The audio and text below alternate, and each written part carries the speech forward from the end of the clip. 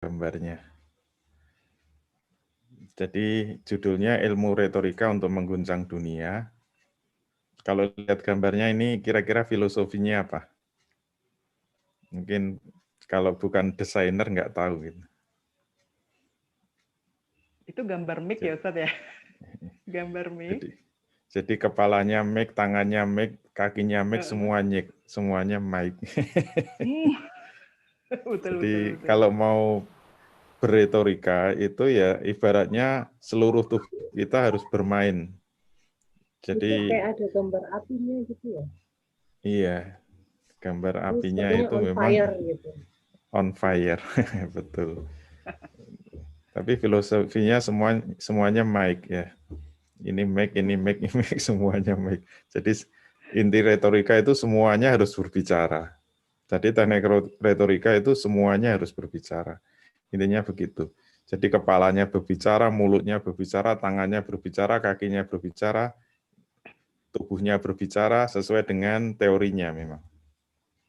Tapi karena ini permintaannya dikaitkan dengan tulisan, jadi memang kalau pengalaman saya sendiri, sebenarnya kalau kita itu bisa berbicara, kita bisa berpidato dengan baik, dengan sistematis, berarti kita juga bisa menulis secara baik dan sistematis. Menurut pengalaman saya, menulis lebih mudah daripada berpidato. Oleh karena itu, kalau mau di-ranking, orang yang bisa berpidato dengan baik, dengan runtut, dengan sistematis, itu insya Allah dia bisa menulis dengan baik. Tapi kalau dibalik, kalau ada orang penulis baik, belum tentu bisa berretorika. Saya sering menjumpai, dulu saya mengagumi tulisan-tulisan yang bukunya sangat bagus, berbobot, tapi nggak perlu saya sebutkan ya, tulisannya sangat bagus. Tapi ketika saya kejar, ikut seminarnya, saya kecewa karena benar-benar nggak bisa ngomong. Ya ngomong bisa, tapi nggak menarik, tidak semenarik tulisannya. Tulisannya sangat bagus, tapi ngomongnya sangat tidak lancar, sangat tidak teratur, hanya monoton, tidak ada retorikanya. Bahkan dulu saya pernah punya teman S2 itu juga begitu. Dia jagoan menulis, bahkan dia itu peneliti handal. Proyeknya luar biasa, tulisannya sangat tajam, dan dia kolumnis. Dia jadi langganan nulis di koran. Dan saya senang karena jadi teman kuliahnya. Tapi ketika presentasi, karena kuliah S2 kan isinya cuma presentasi, terus gantian. Ketika presentasi ngomongnya amburadul, sangat tidak teratur, sangat tidak terarah. Saya baru tahu dia nggak bisa ngomong, tapi tulisannya sangat bagus.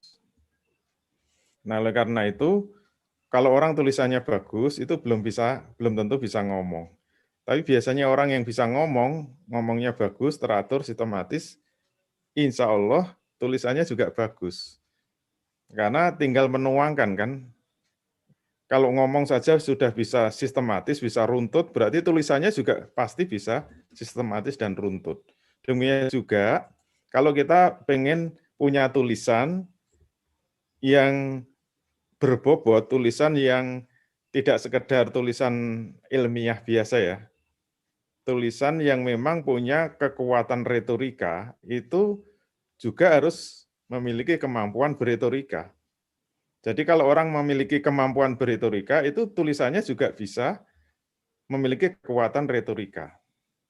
Nah, oleh karena itu sebenarnya buku saya ini sebenarnya buku yang pertama kali saya tulis. Dan buku ini punya jasa besar, kenapa?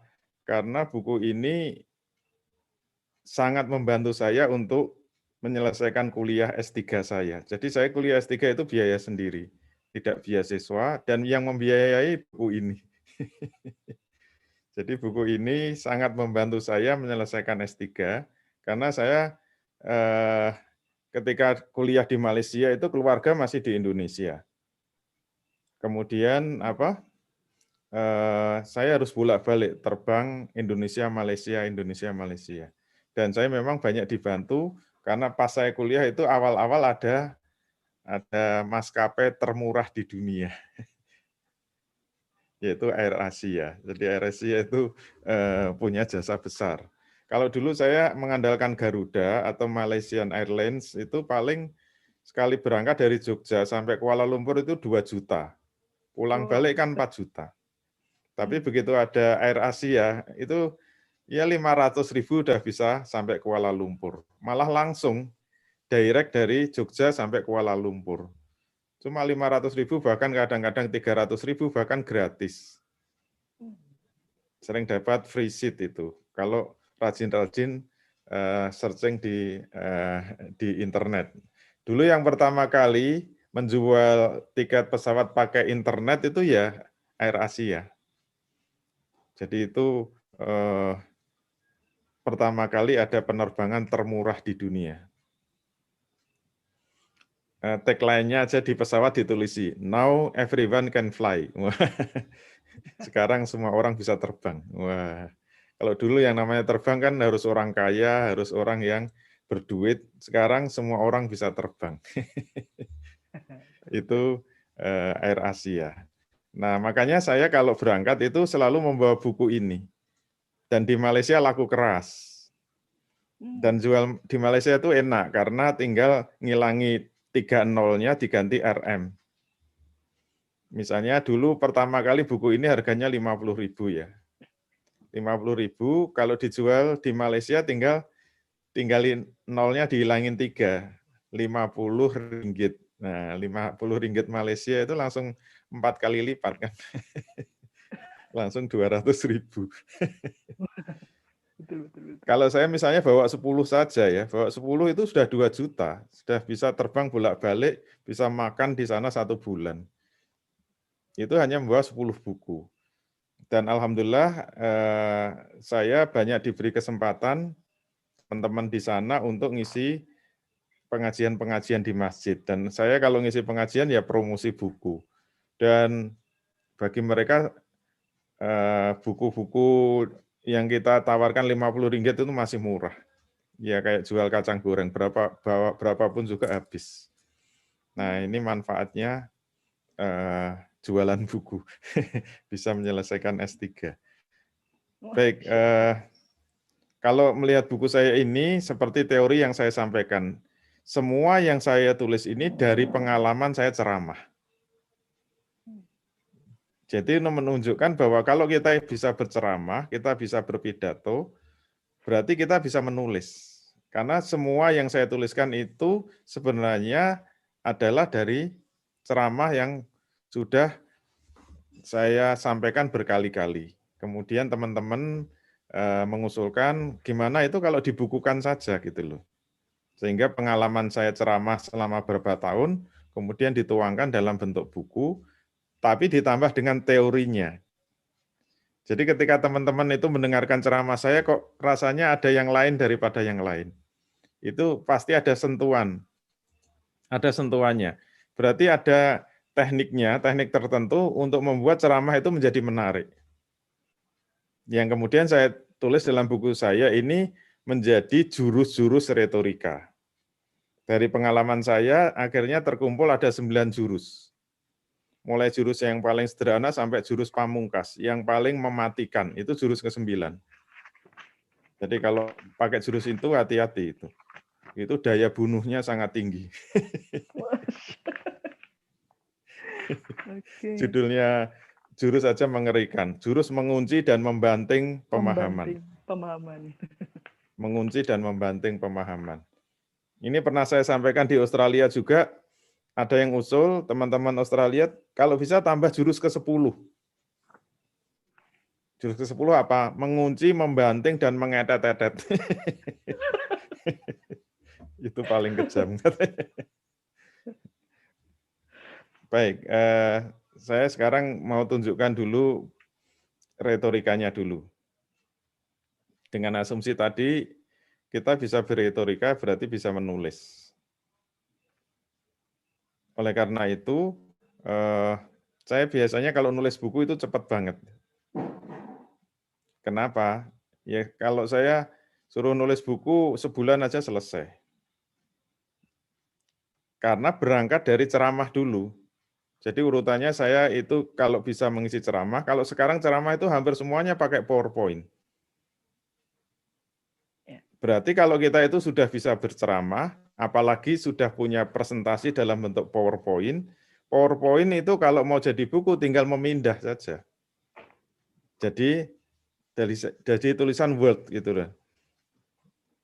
Menurut saya sebaiknya begitu. Jadi kalau kita langsung dipaksa nulis, misalnya kita mau nulis buku, itu yang paling berat apa? Kerangkanya nggak akan ketangkap. Kita itu bisa menulis buku kalau sudah ada kerangka. Dan kerangka yang paling baik itu dari PowerPoint dulu. Jadi urutannya kalau saya dari ide itu nanti menjadi PowerPoint, PowerPoint jadi MS Word gitu, kira-kira begitu. MS Word baru kalau saya urutannya terakhir malah baru dicari referensinya. Ya namanya buku kan harus ada daftar pustakanya. Saya biasanya daftar pustaka itu malah terakhir dan biasanya paling lama. Karena harus dikasih body note kan. Jadi saya berpikirnya memang kebalik. Bukan dari referensi dulu, tapi dari ide dulu. Karena memang saya katanya mesin kecerdasannya intuiting. Intuiting itu dari intuisi kerjanya. Dan kebalikannya itu thinking. Orang thinking itu basicnya apa? Dari data, dari referensi, dari membaca baru bisa menulis. Tapi kalau orang intuisi dari ngelamun dulu. Yang jalan intuisinya dulu. Jadi orang intuiting kalau sudah ada ide-ide gila itu biasanya nggak bisa diem. Pasti pengennya dituangkan dalam bentuk PowerPoint, dalam bentuk tulisan. Baru nanti diperkaya dengan apa MS Word itu baru padat. Asalnya dari poin-poin saja gitu. Nah, oleh karena itu saya menulis buku ini, buku pertama juga dulu dari apa? Dari ceramah, kemudian saya buat PowerPoint. Cuma karena ceramah itu sangat panjang, sebenarnya kalau saya mau buat satu jurus itu harusnya satu buku. Makanya contoh dalam satu jurus itu masih dalam bentuk PowerPoint sebenarnya. Semuanya dalam bentuk poin-poin. Sebenarnya saya mau dulu rencana saya semuanya mau saya tulis dalam bentuk Word, MS Word. Tapi ini buku bisa 10 kali lipat tebalnya. Oleh karena itu saya pertahankan dalam bentuk PowerPoint lagi gitu loh. Jadi dengan sangat menyesal ternyata bentuknya masih PowerPoint. Tapi kemudian saya lengkapi buku-buku susulannya. Misalnya saja terbit buku saya judulnya apa? Dosa investasi. Sebenarnya dosa investasi itu turunan dari buku ini. Sebenarnya itu satu jurus, kalau mau ditarik itu menjadi satu buku. Terus ada pahala investasi, itu juga sebenarnya satu contoh itu bisa jadi buku. Terus buku ekonomi juga sebenarnya asalnya dari sini juga. Kalau di sini masih bentuk PowerPoint. Saya ada buku ekonomi jilid 1, saya sebut ekonomi Islam Mazhab Hampara jilid 1, ada ekonomi Islam Mazhab Hampara jilid 2. Itu semuanya dengan susunan retorika. Itu jurus ke-7 itu. Mohon maaf, jurus ke-8. Jadi saya jangan dianggap sepele, saya menulis buku ekonomi Islam, walaupun kayaknya buku ilmiah ya, buku teks kuliah, sebenarnya itu menggunakan jurus juga. Makanya semua teman-teman yang baca buku saya ini kayak nggak buku biasa ini. Terutama buku yang nomor 1 ya, buku ekonomi Islam Mazhab Hampara jilid 1 yang subjudulnya adalah Falsafah Ekonomi Islam. Semua kalau membaca ini mesti beda rasanya. Ini bukan buku biasa. Ya itu memang buku retorika. Buku retorika. Dan orang yang membaca itu seperti diiris-iris itu. Enggak seperti orang kalau membaca teks buku biasa itu kan rasanya ya hanya transfer of knowledge. Hanya memindahkan pengetahuan. Misalnya membaca tentang ekonomi Islam. Ekonomi Islam itu apa? Ya, ekonomi Islam, definisi ekonomi Islam. Kemudian pilar-pilar ekonomi Islam. Pilar pertama apa? Pilar kedua itu nggak menarik. Kenapa? Tidak disusun dengan retorika. Jadi jangan kaget, semua buku saya itu saya desain dengan konsep retorika. Jadi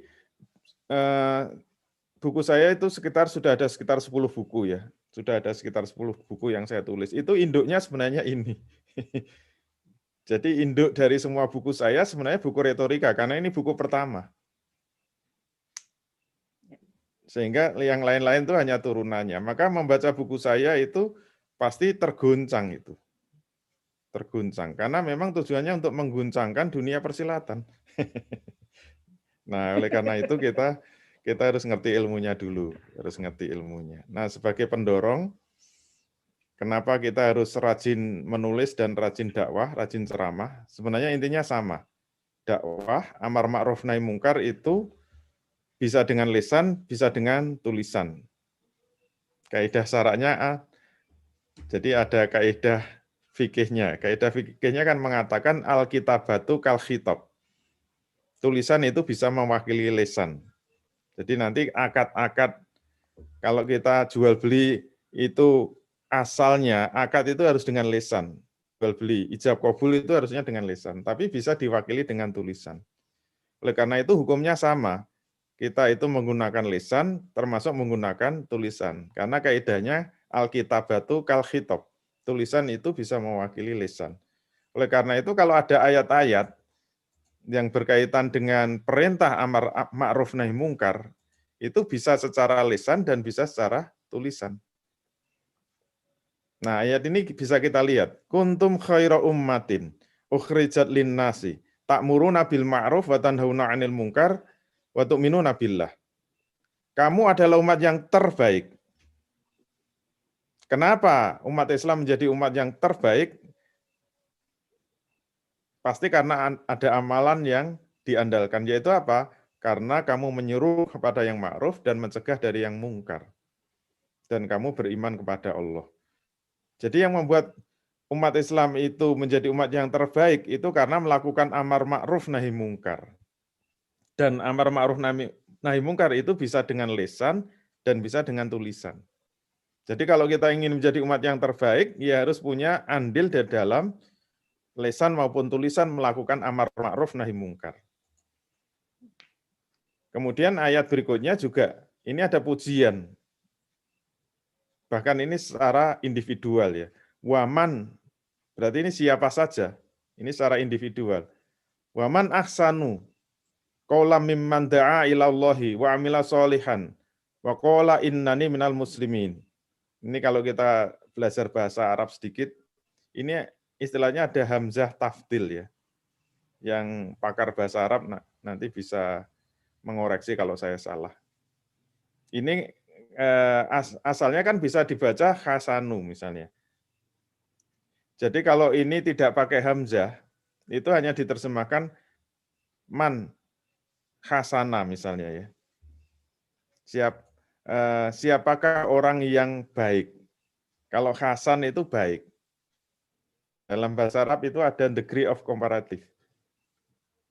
Cuma bedanya kalau bahasa Inggris itu ada 3 tingkatan, kalau bahasa Arab cuma 2 tingkatan.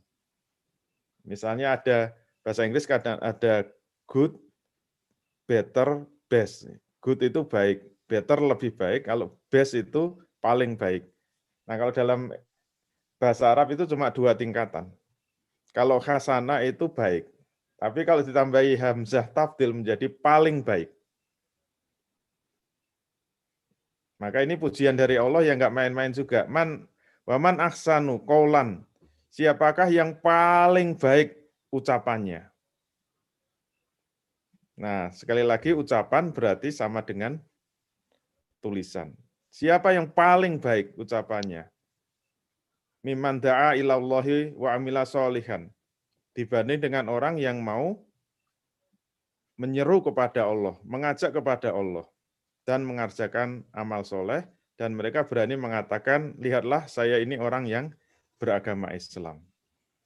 Berarti siapa yang paling baik? Karena menggunakan ahsanu.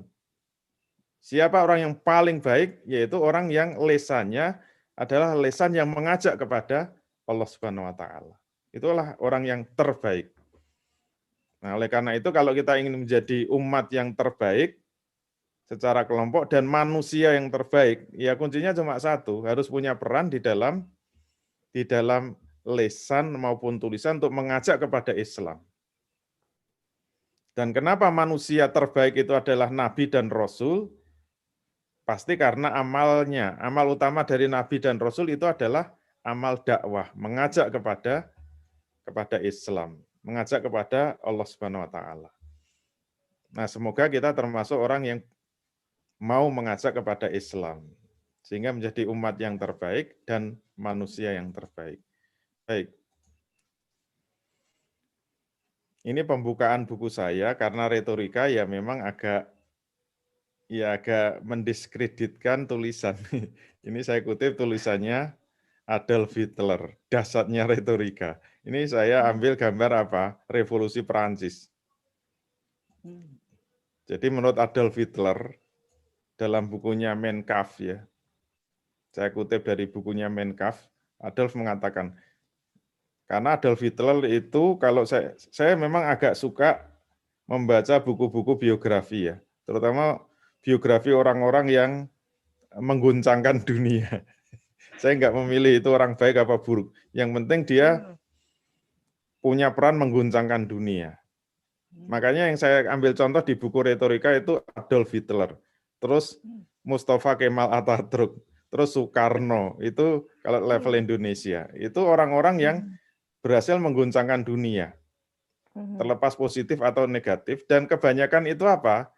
Seperti ucapannya Adolf Hitler, dia mengatakan, setiap gerakan besar dunia, setiap perubahan besar dunia, selalu diawali oleh jago-jago pidato. Bukan jago-jago tulisan. Mohon maaf. Karena ini memang promosi retorika gitu loh. Jadi tidak pernah ada keguncangan dunia, tidak pernah ada perubahan dunia, dan tidak pernah ada revolusi dunia, kecuali pasti diawali oleh jago-jago pidato. Makanya saya membaca bukunya Hitler. Hitler itu dulu asalnya dari mana coba? Kalau level militernya dari kopral coba. Hitler itu. Dia cuma seorang kopral. Yang nggak diperhitungkan. Tapi kenapa dia itu langsung memimpin Jerman? Saya lacak itu biografinya. Ternyata yang luar biasa apa? Hitler itu ditulis. Tidak pernah ada orang yang diajak ngomong Hitler. Atau gampangnya apa? Tidak ada orang yang diomongi Hitler kecuali dia seperti dihipnotis. Saking hebatnya Hitler dalam ngomong itu. Dalam biografinya disebutkan begitu. Semua orang yang diomong Hitler pasti terhipnotis. Pasti nurut apa yang dia inginkan. Sampai akhirnya dia bisa menggoncangkan Eropa itu karena apa? Karena mulutnya gitu loh. Itu dasarnya retorika. Nah itu kalau mau promosi retorika begitu. Termasuk Kemal Atatürk. Negara adidaya yang begitu besar, khilafah Islamiyah bisa runtuh dari mulutnya Kemal Atatürk. Itu juga jago pidato dia itu. Kerjaannya apa? Mempengaruhi pemuda-pemuda untuk apa? Untuk bangkit melawan khilafah, coba bayangkan. Bisa itu, modalnya cuma abab. Kalau ketawa berarti orang Jawa, saya cuma ngetes aja. Kalau nggak ketawa berarti bukan orang Jawa. Itu pakai kol-kolah loh. Yang ketawanya keras orang Jawa berarti. Itu dasarnya retorika itu begitu. Negara begitu besar, adidaya kekhilafan bisa runtuh. Nah sekarang kalau kita ingin menegakkan kembali khilafah, berarti apa? Ya harus melahirkan orang jago-jago pidato. Oleh karena itu, dengan kekuatan retorika, bangsa yang lemah itu bisa menjadi bangkit, bisa menjadi kuat. Negara yang ambruk bisa bangkit, dunia yang hening bisa terjungkir balik, terjadi huru-hara. Gara-gara apa? Retorika. Itu dasarnya retorika. Tapi kita nggak promosi retorika. Kalau buku saya isi materinya ini. Jadi saya bagi menjadi 3 bagian. Ada bagian 1, mengenal retorika untuk mengguncang dunia itu apa. Bagian 2, ini saya sebut tahap retorika tingkat dasar. Ini tidak kita bahas malam ini, karena itu teknik-teknik berpidato. Nah, yang nanti kita bahas itu adalah yang bagian 3. Bagian 3 ini khusus untuk jurus-jurus retorika tingkat lanjut. Saya siapkan aja 9 jurus. Nah, nanti ini bisa menjadi tulisan semua itu. Dan namanya aja dahsyat semua kan. Jurus 1, membangkitkan pemahaman. Jurus 2, menggoyang pemahaman. Jurus 3, memudahkan pemahaman. Jurus 4, mempertajam pemahaman. Jurus 5, melambungkan pemahaman. Jurus 6, membelokkan pemahaman. Jurus 7, membalikkan pemahaman. Jurus 8, mengunci pemahaman. Jurus 9, paling dahsyat, mengunci dan membanting pemahaman. Silakan dipilih. Semua jurus ini ada tekniknya dan ada tujuannya. Jadi kalau kita menghadapi objek dakwah tertentu, audiens, kalau retorika ya audiens, tidak semuanya cocok loh jurus ini. Kalau nggak hati-hati, mungkin kita langsung kasih jurus 9 bisa muntah-muntah dia.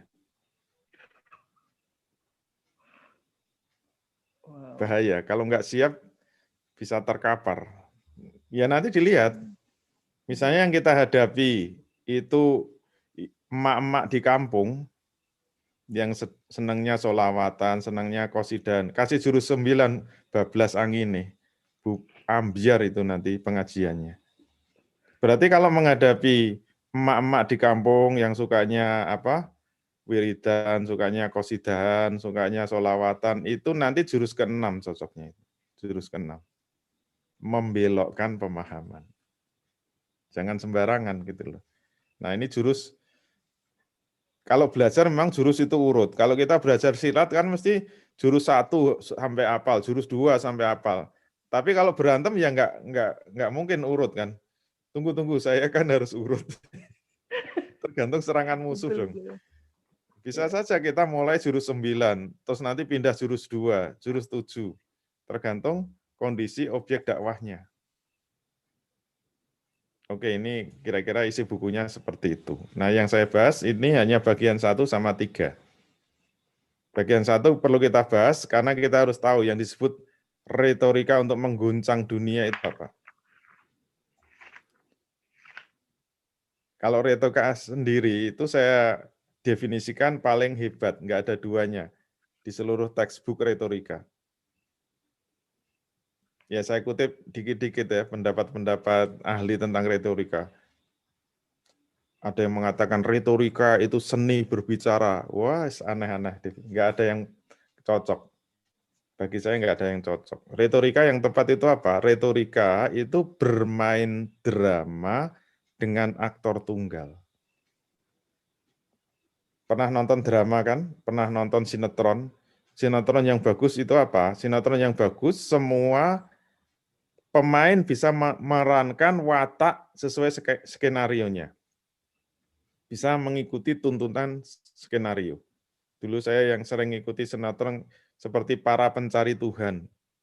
Itu kan kalau aktornya seperti seperti Deddy Mizwar itu menjadi orang yang bijaksana, ya dia bisa memerankan sebagai orang yang bijaksana, dihormati. Tapi yang jadi Pak RW yang sangat jengkelin itu ya dia lihat wajahnya Pak RW itu bisa benar-benar muntah. Nah itu berarti berhasil itu RW-nya. Yang sidik-sidik wedus itu. Itu kan jengkelin betul. Nah berarti sukses itu. Yang lucu ya bisa memerankan lucu, yang lugu ya lugu, yang goblok ya goblok, yang sadis ya sadis, yang kejam ya kejam. Nah, itu kalau sinetron. Kalau retorika, bagaimana kita bisa disebut sudah bermain retorika kalau semua peran itu masuk dalam satu wajah kita? Berarti kalau mau main retorika syaratnya apa? Kita harus bisa memerankan semua aktor. Kita disuruh jadi orang yang galak bisa. Kita jadi orang yang lucu bisa. Kita harus bisa menjadi orang yang memelas juga bisa. Yang paling menyedihkan bisa. Yang paling galak bisa. Yang paling tegas bisa. Yang paling berwibawa bisa. Nah, kalau kita bisa memerankan itu, selesai. Berarti main retorika itu sebenarnya kita belajar ilmu teater. Sehingga nanti kalau kita harus berteriak kencang, kita harus meluap-luap semangat, ya kita bisa mengekspresikan wajah kita sebagaimana orang yang bersemangat. Tapi begitu kita harus memerankan watak yang sedih, ya semuanya bisa menangis dan kita bisa menampilkan orang yang secengeng-cengengnya. Tapi kalau harus lucu, ya lihat wajahnya aja udah lucu. Belum ngomong aja udah lucu. Itu bermain retorika. Tapi aktornya cuma satu. Berarti retorika itu melelahkan betul, melelahkan. Karena harus berpindah-pindah peran gitu loh. Tiba-tiba jadi lucu, tiba-tiba jadi galak, tiba-tiba jadi nangisan, tiba-tiba jadi lucu lagi, nanti jadi tegas lagi. Nah, kalau kita bisa berpindah secara cepat, mengekspresikan secara cepat, berarti kita sudah sukses dalam retorika.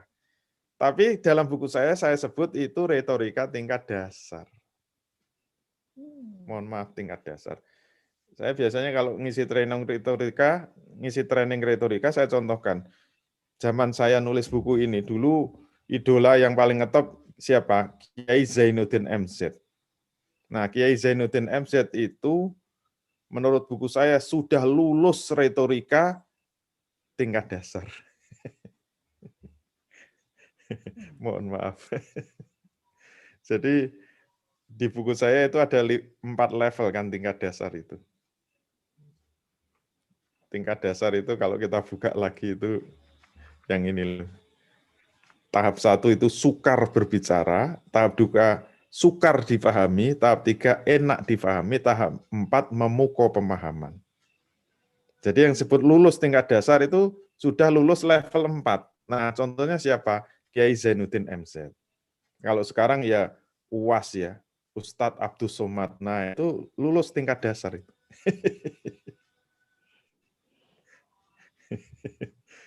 Penulis itu pokoknya harus menang gitu.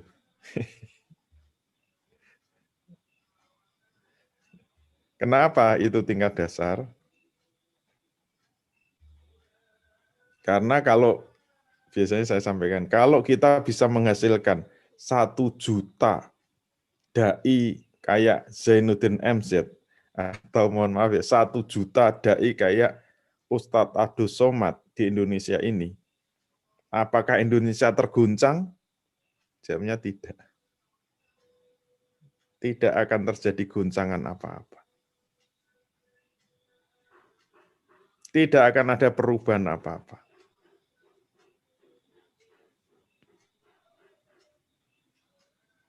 Jadi walaupun kita bisa menghasilkan dai-dai yang sangat mahir retorika, yang retorikanya sudah dahsyat, yang sudah lulus level 4, bahkan 1 juta bisa kita hasilkan. Apakah bisa merubah Indonesia? Jawabnya enggak bisa. Kenapa? Baru lulus level dasar.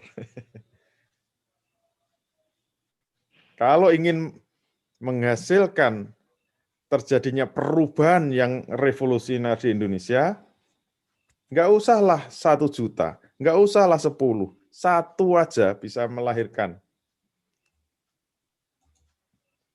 orang yang menguasai retorika seperti yang saya maksud, insya Allah sudah goncang itu Indonesia.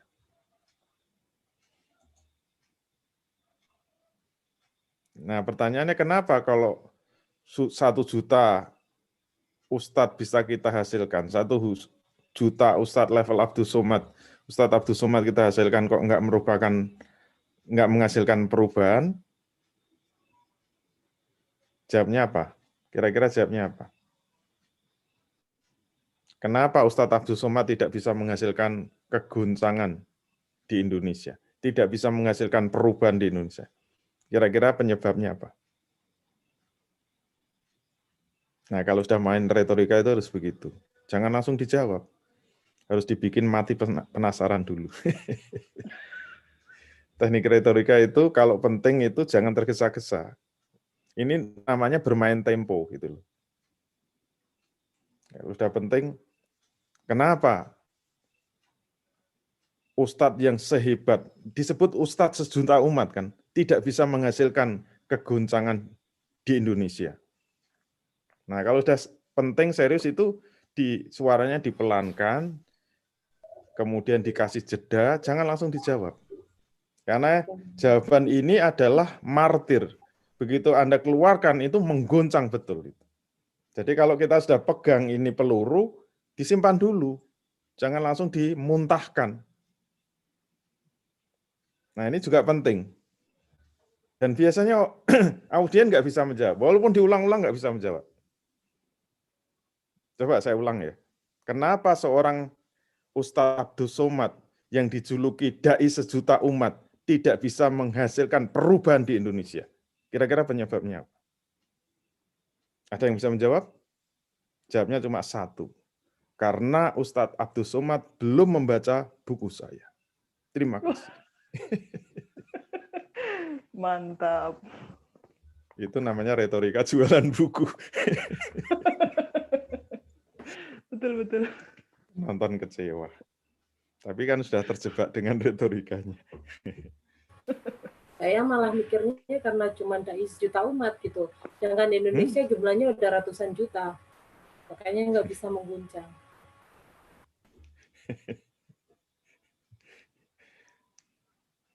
Coba kalau Ustadz Abdul Somad mau beli buku saya, insya Allah mengguncang dunia.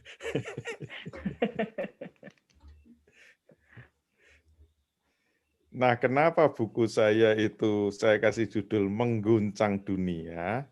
Itu dulu terinspirasi serangan Amerika ke Irak. Kenapa Amerika menyerang Irak? Karena Amerika sangat takut dengan senjata pemusnah massal. Katanya Irak menyimpan senjata pemusnah massal. Berarti Amerika sangat takut dengan senjata pemusnah massal. Dulu buku saya saya kasih judul Retorika Pemusnah Massal. Kok kejam sekali kayaknya. Akhirnya nggak jadi. Saya ganti dengan retorika untuk mengguncang dunia. Nah, pernah lihat senjata pemusnah massal? Nah, ini kan. Kalau melihat senjata pemusnah massal, mana yang paling menakutkan?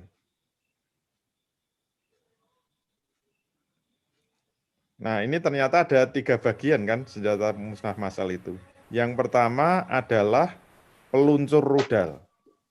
Ini truknya ini loh, peluncur rudal. Nomor 2 itu roketnya. Nah, roketnya itu yang panjang ini. Kemudian kepala rudal itu yang ini ya. Bukan ini ya, ini kepala manusia. Kepala rudal itu yang ini. Nah, kalau kita melihat senjata pemusnah massal, dari 3 komponen ini, peluncurnya, yang paling gede malah truknya ini kan. Roketnya ini nomor 2. Nomor 3 kepalanya malah kecil. Mana yang paling menakutkan? Yang paling menakutkan ini ujungnya ini loh. Tergantung isinya apa. Kalau roket itu mau gedenya kayak apa nggak menakutkan. Coba kalau roketnya panjang besar tapi ini isinya ternyata mercon. Isinya ternyata bubuk petasan. Ya malah ditunggu anak-anak kecil ya. Nanti roketnya diterbangkan malah biar jadi kembang api. Ini sama sekali nggak menakutkan kalau ini isinya adalah bubuk mercon, apalagi kembang api. Tapi kalau ini diisi dengan kepala nuklir, nah ini kalau jatuh satu negara, seluruh negara bisa hancur. Berarti yang paling menakutkan itu bukan yang gede-gede ini, tapi ujung yang paling kecil ini yang paling menakutkan. Oleh karena itu, kunci retorika pemusnah massal itu apa? Kita harus membuat analogi. Peluncur rudal itu apa? Roket itu apa? Kepala rudal itu apa?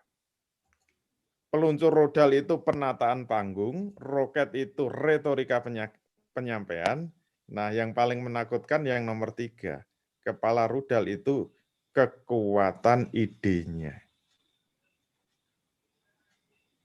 Jadi ternyata kata kuncinya, kenapa ceramah-ceramahnya Zainuddin MZ atau ceramah-ceramahnya UAS itu tidak pernah mengguncang dunia, kuncinya di sini.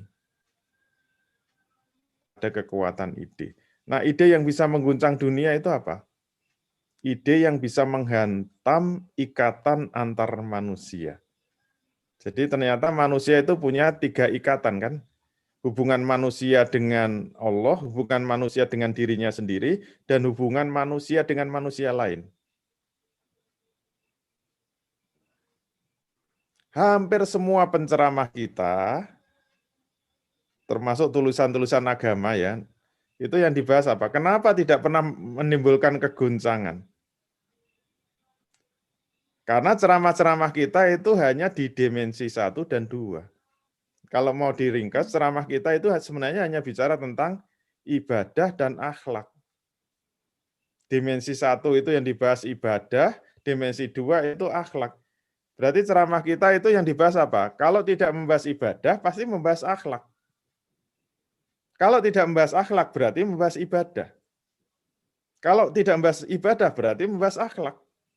Kalau tidak membahas akhlak, berarti membahas ibadah. Kalau tidak membahas ibadah, berarti membahas akhlak. Kalau enggak akhlak, ya ibadah. Enggak pernah keluar dari ini. Dan kalau yang diperbaiki cuma ibadah dan akhlak, itu sebenarnya hanya memperbaiki individu-individu saja. Tidak pernah menghasilkan perubahan. Nah, yang disebut ide yang bisa mengguncang dunia itu kalau ceramahnya dimensi 3. Begitu dimensi 3 disentuh, akan goyang itu. Selama kita tidak berani menyentuh dimensi 3, maka dunia itu aman, tentram, makmur, bahagia. Tidak akan mengalami goncangan sama sekali. Tapi begitu ada yang berani masuk wilayah ini, goncang. Indonesia itu goncang gara-gara apa? Ada yang berani nyentuh ini. Kalau enggak ya tenang, tentram.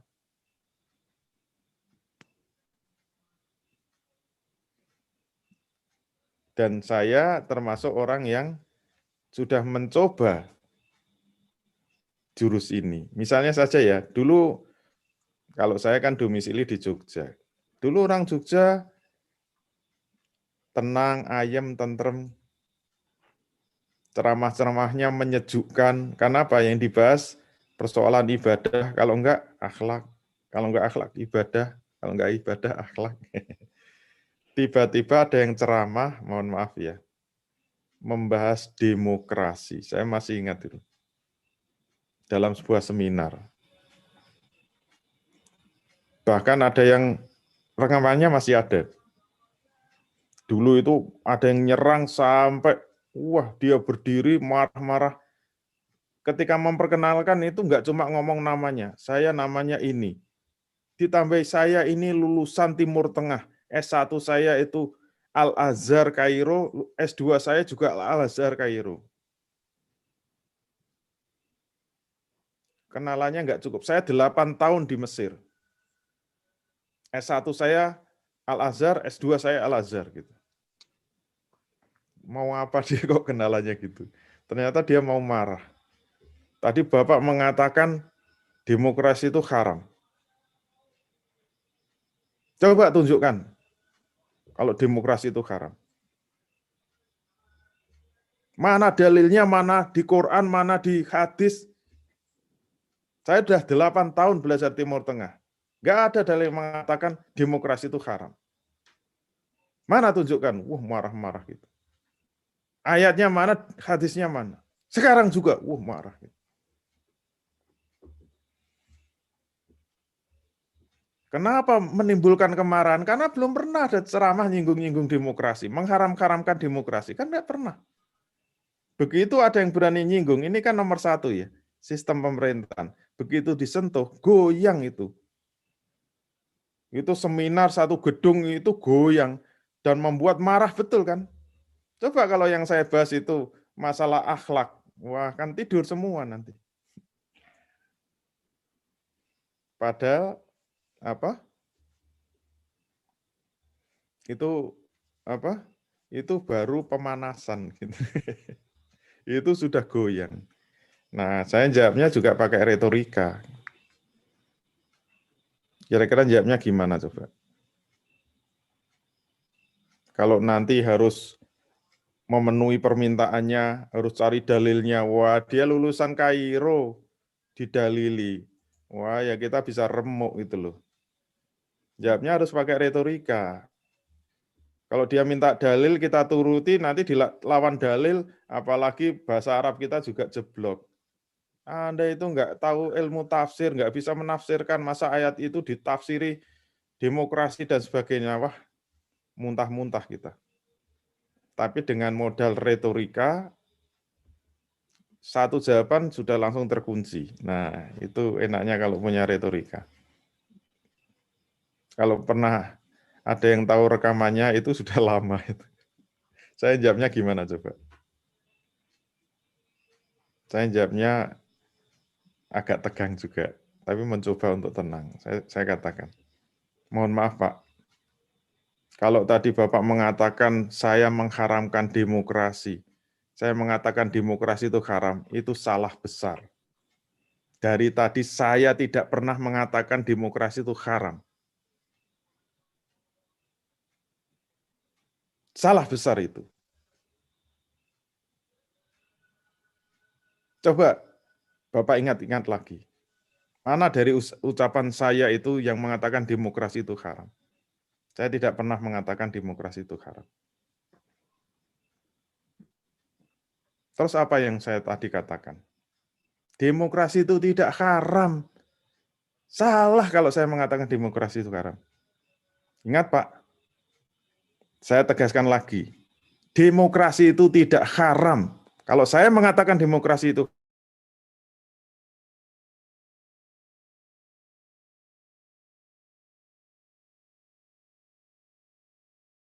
tidak haram. Demokrasi itu kufur.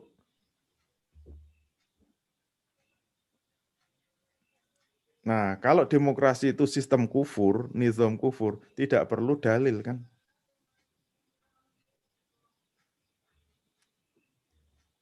Kenapa? Kalau demokrasi itu sistem kufur, itu berarti menyimpang dari akidah. Nggak perlu cari dalilnya, menyimpang dari syahadat. Demokrasi itu maknanya apa? Ketundukan, ketaatan tertinggi kepada rakyat. Syahadat kita, ketundukan tertinggi kepada Allah. La ilaha illallah. Maknanya apa? Tidak ada yang berhak disembah, tidak ada yang berhak ditaati, tidak ada yang berhak dituruti kecuali Allah. Demokrasi ajarannya apa? Tidak ada yang berhak ditaati, tidak ada yang berhak dituruti kecuali rakyat. Berarti demokrasi apa? Menyimpang dari akidah kufur itu, kafir. Saya tidak pernah mengatakan haram ya, sorry. Langsung cep, nggak bisa ngomong. Goyang ini. Kenapa? Karena berani membahas sistem pemerintahan. Termasuk sistem ekonomi. Di masjid saya itu dulu pecah itu jamaahnya. Gara-gara apa? Membahas ekonomi Islam. Yang dibahas apa? Riba. Goyang langsung. Biasanya masjid itu ayam, tentrem, nggak ada masalah. Gara-gara apa? Gara-gara ada yang mulai membahas dimensi 3, langsung ambyar itu masjid. Berarti kunci yang bisa mengguncang dunia persilatan itu apa? Kalau berani masuk ide-idenya di wilayah dimensi 3. Jadi kalau pengen tulisan-tulisannya itu mengguncang dunia, syaratnya apa? Harus berani masuk kepada salah satu dari 6 ini. Tapi harus dengan jurus. Nah, oleh karena itu saya langsung kepada jurusnya. Ini ada 9 jurus kan.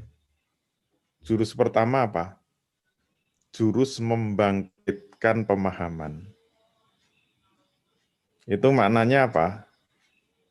Jangan tetap jurus itu walaupun fokusnya kepada dimensi 3, tapi jangan langsung dengan dimensi 3. Itu namanya nggak bermain jurus. Kita tetap bermain dari apa? Dimensi 1, 2. Ingat, masyarakat kita itu biasanya paling ayem, tentrem, tenang itu kalau startnya itu seakan-akan membahas dimensi 3, dimensi 1 atau dimensi 2. Coba kalau kita ceramah langsung judulnya, apa hukumnya menegakkan khilafah? Wes ambiar itu, dari awal kalau sudah ngomong khilafah. Sudah lari semua. Yang dimaksud kita pakai jurus, kita harus mengatur. Nah, jurus 1 itu, jurus apa? Membangkitkan pemahaman. Caranya bagaimana? Ini tekniknya apa? Membenturkan pengamalan dimensi 1, pengamalan dimensi 2, dibenturkan dengan dimensi 3. Itu contoh-contohnya di buku.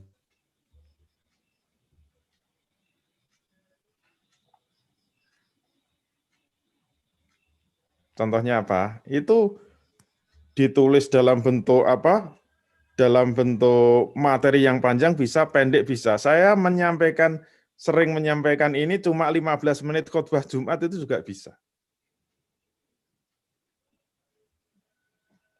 Jurus 1 ini baru jurus 1. Nah, kalau mau dimainkan retorika dalam bentuk lisan gimana? Dimensi 1 atau dimensi 2. Ambil saja dimensi 1 yang apal apa? Andalan kita apa? Mungkin sudah sering dengar. Al-Baqarah 153. Apalagi pas Ramadan. Dibuka aja gitu loh. Kalau mau pakai jurus 1 ya caranya, Bapak Ibu sekalian, Allah Subhanahu wa taala telah berfirman, ya ayyuhalladzina amanu. 183 ya, bukan 153. Ya ayyuhalladzina amanu kutiba alaikumusyiyamu kama kutiba alal ladzina min qablikum la'allakum tattaqun. Terus diterjemahkan. Artinya apa Bapak Ibu? Ya ayyuhalladzina amanu, wahai orang-orang yang beriman. Kutiba alaikumusiyam, telah diwajibkan atas kamu sekalian menjalankan puasa. Kama kutiba alal ladzina min qablikum la'allakum tattaqun. Sebagaimana yang telah diwajibkan atas orang-orang sebelum kamu agar kamu menjadi orang yang bertakwa. Kumpas sedalam-dalamnya. Kalau mau main retorika ya didramatisir. Inti retorika itu bisa mendramatisir. Bapak Ibu sekalian, puasa itu hukumnya apa? Wajib. Nah, kalau bisa dialog bagus. Bapak Ibu sekalian, puasa hukumnya apa? Wajib. Dari mana tahu bahwa itu wajib? Kutiba, kan pinter-pinter Ibu. Dari kata kutiba, kalau bahasa Arab memang ada kaedahnya. Kalau ada fi'il madi dalam bentuk majhul ketemu dengan huruf jer, ala ya, itu maknanya adalah jazm, maknanya itu lil wujub. Jadi kalau ada kutiba ala, itu kata guru saya. Aslinya kan kutiba itu telah ditetapkan kan. Karena ketemu ala itu maknanya diwajibkan. Tapi nggak perlu dibahas, itu bikin mumet. Yang penting ibu-ibu udah tahu. Dari mana itu wajib? Kutiba, sudah cukup. Dari mana puasa itu wajib? Taunya kutiba alaikum, telah diwajibkan atas kamu untuk berpuasa. Nah, nanti diangkat terus, didramatisir. Wajib itu maknanya apa ibu-ibu? Wajib itu maknanya harus dikerjakan. Kalau tidak dikerjakan, akan berdosa. Kalau berdosa dimasukkan neraka, disiksa di dalam api yang menyala-nyala. Kenapa? Wajib. Tahu maknanya wajib, harus dilakukan. Kalau tidak dilakukan, dosa. Wah, sampai mendidih. Kalau perlu cari contoh yang lain. Yang kutiba. Terus teknik retorikanya di mana? Dibenturkan dengan dimensi 3. Kalau Allah sudah memerintahkan dengan kata kutiba alaikum, maknanya apa? Harus dilakukan. Betul? Betul. Nah sekarang coba kita mundur 5 langkah ke belakang. Jalan. 1, 2, 3. Ketemunya apa? Al-Baqarah 178. Itu ada perintah yang redaksinya sama, bunyinya sama, awalannya sama, di dalam surat yang sama, cuma mundur 5 langkah ke belakang. Ya ayyuhallazina amanu, sama kan? Kutiba alaikum, sama. Kelanjutannya aja yang beda. Apa bunyinya? Ya ayyuhallazina amanu kutiba alaikumul qisasu fil qatla. Al-khuru bil khuri wal abdu bil abdi wal unsa bil unsa. Wahai orang-orang yang beriman, telah diwajibkan atas kamu menjalankan kisos atas pembunuhan. Bapak Ibu sekalian, kutiba artinya apa? Wajib. Kalau tidak dijalankan dosa apa enggak? Dosa.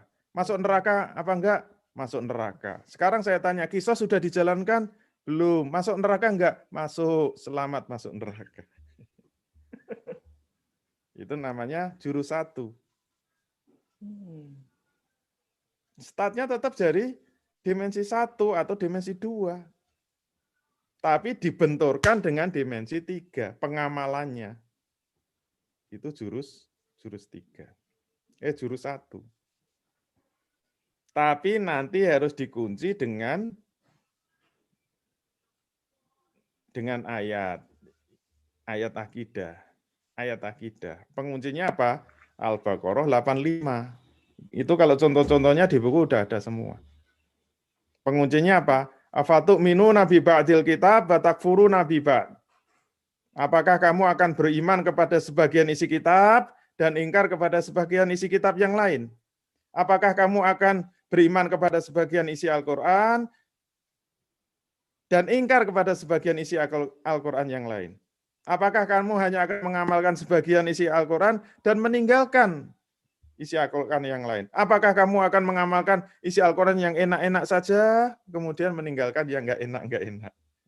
Ini pertanyaan dari Allah. Enggak perlu dijawab. Kenapa? Dijawab sendiri oleh Allah. Apa jawabnya? Fama jaza'u may yaf'alu dzalika minkum illa khizyun fil hayatid dunya. Tidaklah akan dibalas orang-orang yang berbuat seperti itu di antara kamu, kecuali akan nista kehidupannya di dunia. Pasti nista. Kenapa orang Islam sekarang nista? Tertindas, terinjak-injak. Kenapa? Karena setengah-setengah di dalam menjalankan Quran. Milih-milih dalam menjalankan Quran. Kalau cuma nista di dunia masih lumayan. Wa yaumal qiyamati yuraduna ila asadil azab. Dan besok di hari kiamat mereka akan dikembalikan pada siksa yang sangat pedih. Masuk neraka. Jangan khawatir. Dijamin. Awas kalau enggak masuk neraka. Saya protes. Kenapa? Setengah-setengah di dalam menjalankan Quran. Coba kalau berani ceramah kayak gitu, ambiar itu masjidnya. Goncang. Dan itu bisa ditulis. Kalau kita bisa ngomong, berarti bisa ditulis. Urutkan saja.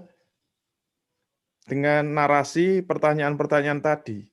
Kenapa kita harus menjalankan puasa? Karena hukumnya wajib. Terus nanti dibenturkan dengan pengamalan dimensi 3. Kita hanya menyentuh konsistensinya. Orang Islam sekarang nggak konsisten. Kemudian dikunci dengan Al-Baqarah 85. Nah itu contoh menjalankan 1 jurus. Wah ini kalau saya jelaskan 9 jurus sampai subuh nanti. Saya langsung yang 9 aja, biar paling menarik 9 lah. Nanti yang lain silahkan baca sendiri, biar buku saya laku. Sambil jualan. Jurus 9 paling dahsyat ini. Mengunci dan membanting. Saya lihat mengunci dulu ya. Jurus 8 itu mengunci. Caranya mengunci itu gimana sih?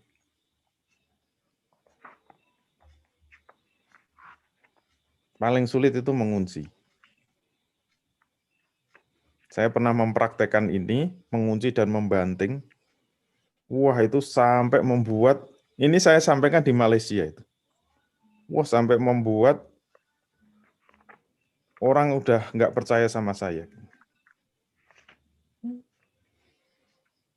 Kalau mau praktek silahkan. Caranya mengunci itu, jurus mengunci dulu ya. Mengunci itu mengumpulkan pemahaman-pemahaman yang berbeda dulu. Kemudian dikunci satu persatu. Kalau jurus 8 ini saya contohkan, ini buku ekonomi Islam saya gitu loh. Jadi kalau ingin nulis buku ekonomi Islam, jangan langsung dijelaskan ekonomi Islam yang nggak menarik, nggak ada retorikanya. Coba bayangkan kalau saya nulis buku ya, tulisannya. Ekonomi Islam itu ada 3 pilar. Pilar ekonomi Islam, yang pertama apa? Yang pertama adalah kepemilikan. Pilar kedua adalah pemanfaatan kepemilikan. Pilar ketiga adalah distribusi kekayaan. Kemudian kita jelaskan satu-satu. Apa makna kepemilikan itu? Sabab utama didefinisikan. Sebab-sebab kepemilikan dibagi 5. Dijelaskan terus. Kemudian pemanfaatan kepemilikan dibagi 2. Ada infakul mal, ada tanmiyatul mal. Sampai detail sampai selesai. Kalau ada orang baca buku itu, menariknya di mana coba? Keunggulan ekonomi Islamnya di mana coba kalau langsung seperti itu? Enggak menarik sama sekali, enggak ada retorikanya.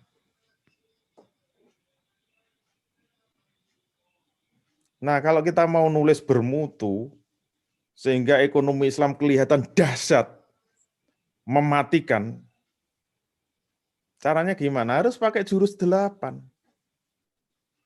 Jurus apa? Mengunci pemahaman.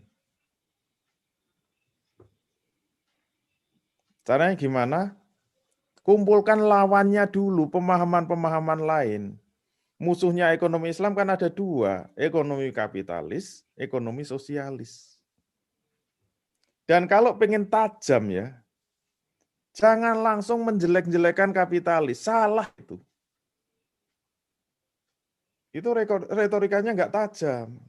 Itu namanya bukan mengunci.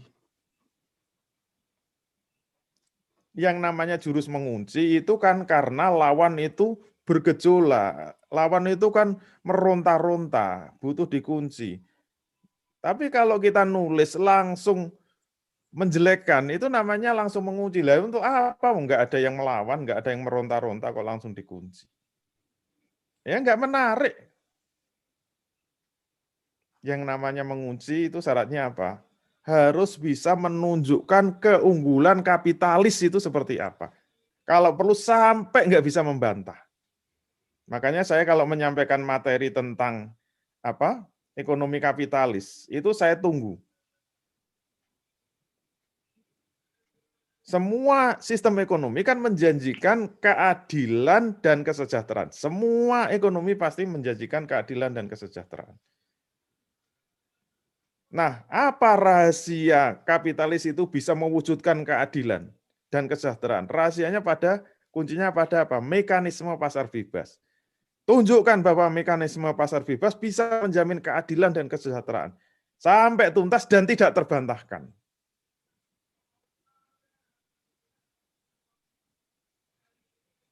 Dalam bentuk tulisan harus bisa menunjukkan itu, dalam bentuk lisan juga harus bisa menunjukkan itu. Kalau kita langsung tunjukkan kelemahan-kelemahan jelek-jeleknya kapitalis, ya nggak menarik dong. Nggak ada retorikanya itu. Terus gimana caranya? Tunjukkan keunggulan, kehebatan kalau bisa tidak terbantahkan. Baru kalau sudah puas, nggak ada yang bisa membantah, dikunci gitu loh. Ternyata kapitalisme sangat rapuh. Nah, di buku saya nguncinya pakai apa? Pakai sosialisme gitu loh. Pakai tangannya sosialisme.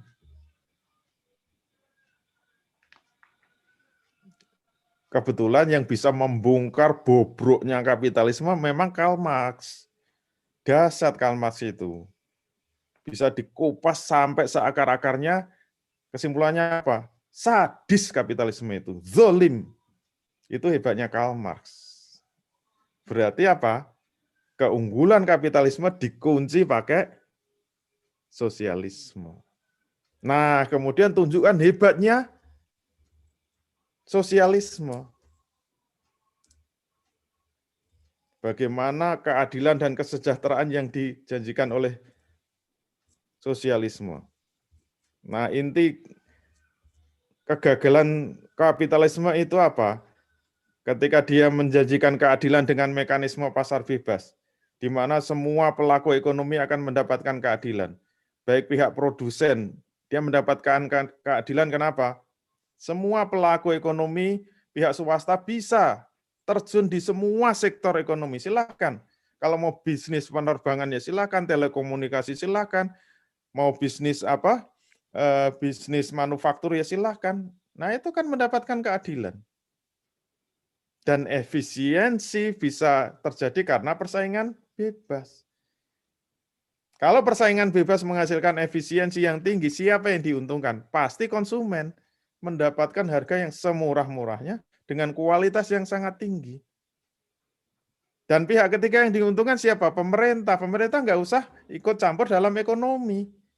Biarkan bebas. Tugas pemerintah cuma satu, menarik pajak. Untuk kepentingan pengaturan publik. Udah, ideal kan? Produsen, konsumen, pemerintah, semua mendapatkan keadilan. Dan semua makmur sejahtera. Sampai di sini nggak terbantahkan. Tapi bisa dikunci oleh sosialisme. Rontok itu. Kenapa? Ternyata kapitalisme menghasilkan kelas. Kelas borjuis dan kelas proletar. Kenapa? Karena ada kepemilikan modal. Yang disebut yang memiliki perusahaan itu siapa? Pemodal. Dan faktanya pemodal nggak ikut kerja. Yang diperas itu kaum buruh, dia bekerja, dianggap sebagai faktor produksi, keuntungan 100%, diambil semua oleh pemilik modal, padahal pemilik modal nggak ikut kerja sama sekali. Zolim itu. Bahkan prinsip kapitalisme kan untuk menghasilkan keuntungan setinggi-tingginya harus menekan biaya produksi serendah-rendahnya. Padahal tenaga kerja itu masuk komponen biaya produksi. Kan kejam itu. Siapa yang bisa mengungkap? Sosialisme. Berarti solusinya apa? Penghapusan kepemilikan individu. Tidak ada yang boleh memiliki pabrik. Semua harus bekerja. Kita harus bekerja bersama, sama rata, sama rasa, sama bahagia. Hidup PKI. Kan gitu. PKI Perjuangan. Terkunci kan? Sehingga semua nggak bisa membantah. Ekonomi yang adil apa? Sosialisme. Sampai nggak bisa membantah. Nah, kalau sudah nggak bisa membantah, baru tunjukkan bobroknya sosialisme. Pakai apa? Ekonomi Islam. Nah, begitu kita masuk ekonomi Islam, ini baru nampak kebesarannya, keagungannya, keindahannya, keadilannya, kesejahteraannya, semua nampak dengan jurus 8. Itu caranya begitu. Tapi ini tidak ada bantingannya. Tidak ada bantingannya. Kalau nggak ada bantingannya itu nggak menarik. Terus bedanya apa dengan jurus 9? Kalau jurus 9 ada bantingannya.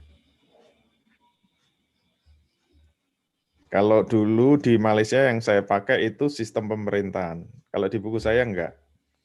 Kalau sistem pemerintahan itu bantingannya gimana sih? Level pertama, step pertama sama kayak tadi. Semua pemahaman-pemahaman dikumpulkan dulu. Kalau saya buat apa?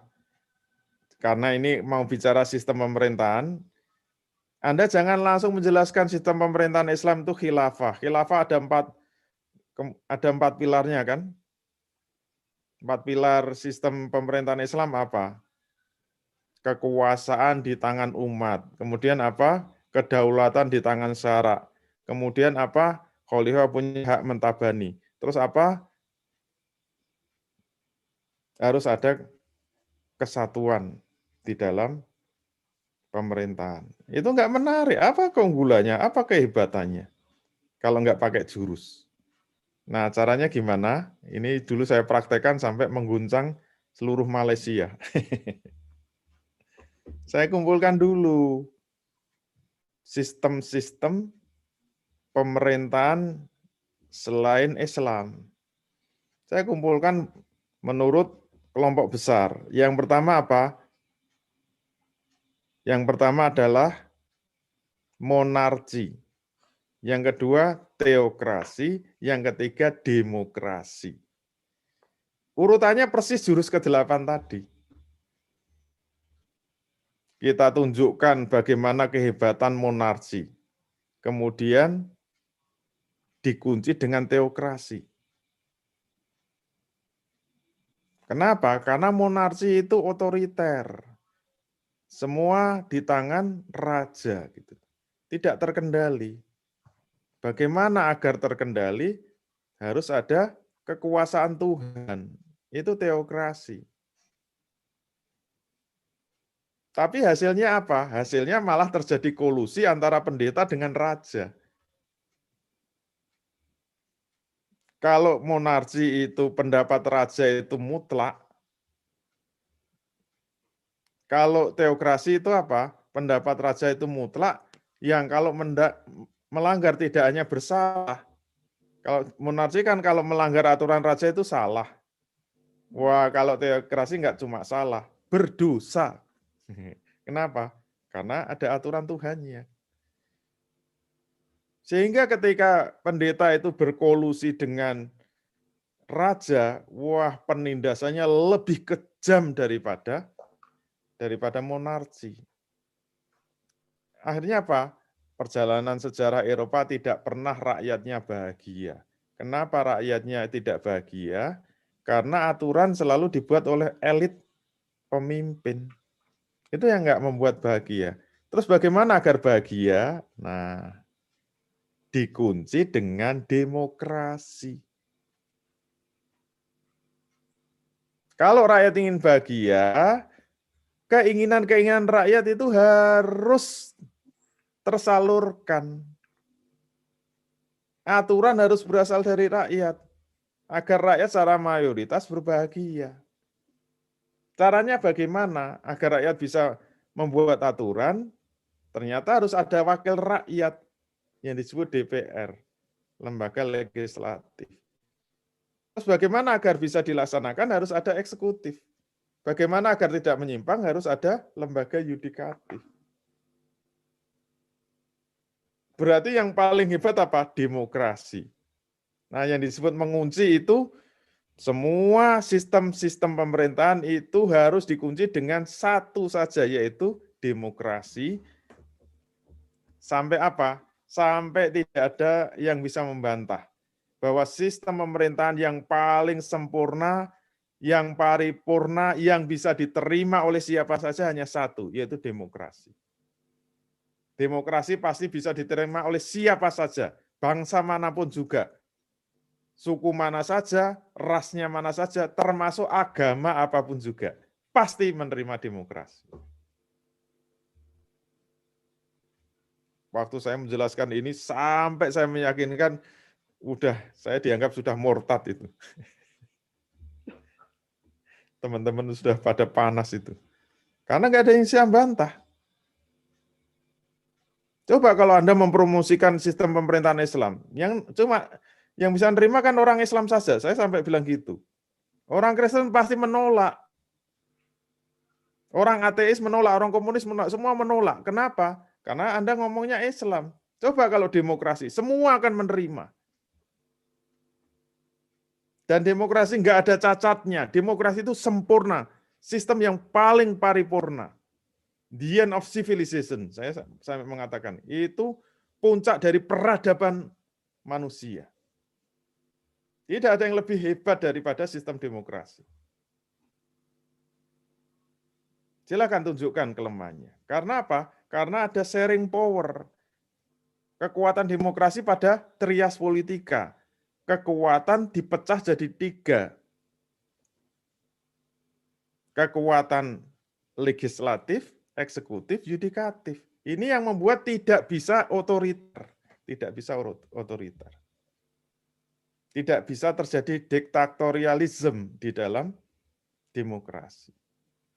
Nah, kalau pengen main retorika ya tunggu sampai mateng gitu, sampai marah semua. Berarti apa? Tahap penguncian selesai. Jadi kunci jurus 9 itu apa? Harus dikunci dengan paham yang salah. Dikunci satu persatu dengan paham yang salah. Ini rumusnya begitu. Setelah semua terkunci, nggak ada yang bisa membantah, baru masuk tahap pembantingan. Nah, ini yang paling kejam. Yaitu apa? Membanting demokrasi. Nah, ini yang paling kejam. Biasanya saya tunjukkan satu lembar saja. Benarkah dengan demokrasi itu rakyat bahagia? Ternyata ada yang terlepas dari demokrasi, yaitu apa? Ternyata proses rakyat memilih wakil rakyat itu nggak bisa langsung, butuh kendaraan. Kendaraannya apa? Partai politik. Termasuk wakil rakyat memilih pemimpin, nggak bisa langsung, harus ada kendaraan. Kendaraannya partai politik. Dan kendaraan itu besar kendaraan itu. Karena kendaraannya besar, butuh bensin. Bensinnya mahal. Siapa yang bisa menjalankan kendaraan? Pasti cukong. Pasti kaum kapitalis. Kalau partai politik bisa jalan karena ada amunisi dari kaum kapitalis untuk memilih wakil rakyat, termasuk partai politik bisa jalan kalau ada amunisi dari kaum kapitalis untuk memilih pemimpin. Kalau wakil rakyat sudah terpilih, pemimpin sudah terpilih, kepada siapa mereka harus mengabdi? Apakah kepada rakyat? Bohong besar. Mereka kalau terpilih untuk mengabdi kepada siapa? Maju tak gentar, membela yang bayar. Pasti. Buktinya apa? Undang-undang Cilaka itu pasti membela yang bayar. Nggak mungkin membela rakyat. Rakyat mau demo segede apapun, tinggal nonton bebek gitu loh. Nggak ada urusannya. Kenapa? Itulah lubang besarnya demokrasi yang nggak tidak sadari. Itu namanya proses pembantingan. Itu kejam sekali. Berarti kalau diurutkan, sistem pemerintahan monarki itu kejam. Kalau sistem pemerintahan teokrasi lebih kejam lagi. Tapi yang paling kejam itu apa? Demokrasi. Kenapa? Kalau monarki kejam, kenapa? Karena aturan itu di tangan satu orang, yaitu raja. Sehingga raja otoriter menindas rakyat. Itu kejam. Kenapa teokrasi lebih kejam? Karena aturan itu dari raja yang berkolusi dengan pendeta, tapi pendeta mencatut nama Tuhan. Itu lebih kejam lagi. Tapi ada yang paling kejam, yaitu demokrasi. Kenapa paling kejam? Karena wakil rakyat dan pemimpin rakyat membuat aturan yang sangat menindas rakyat, tapi atas nama rakyat. Fitnah itu lebih kejam daripada tidak memfitnah. Kenapa demokrasi paling kejam? Karena aturannya menindas rakyat, tapi atas nama rakyat. Kan kemarin ketika Undang-Undang Cipta Kerja itu diresmikan pada marah. Ingat, ini yang meresmikan wakil rakyat. Anda jangan marah. Wakil rakyat sudah setuju kok Anda marah. Wakil rakyat itu kan mewakili rakyat demi rakyat. Kan wakil rakyat itu dari rakyat, oleh rakyat, untuk rakyat. Berarti undang-undang ini atas nama rakyat. Untuk apa? Menindas rakyat. Betapa kejamnya, itu namanya jatuh tertimpa tangga ya demokrasi itu. Sudahlah dia ditindas, tapi katanya yang nyuruh nindas rakyat sendiri gitu. Namanya kan jatuh tertimpa tangga. Nah, itu namanya membanting demokrasi. Baru kita masukkan sistem Islam. Nah, ini celing itu nanti, cemerlang betul. Itu namanya jurus mengunci dan membanting pemahaman. Nah, kayaknya cukup dulu lah. Kalau 9 jurus saya bisa terbanting sendiri nanti. Masya Allah, luar biasa.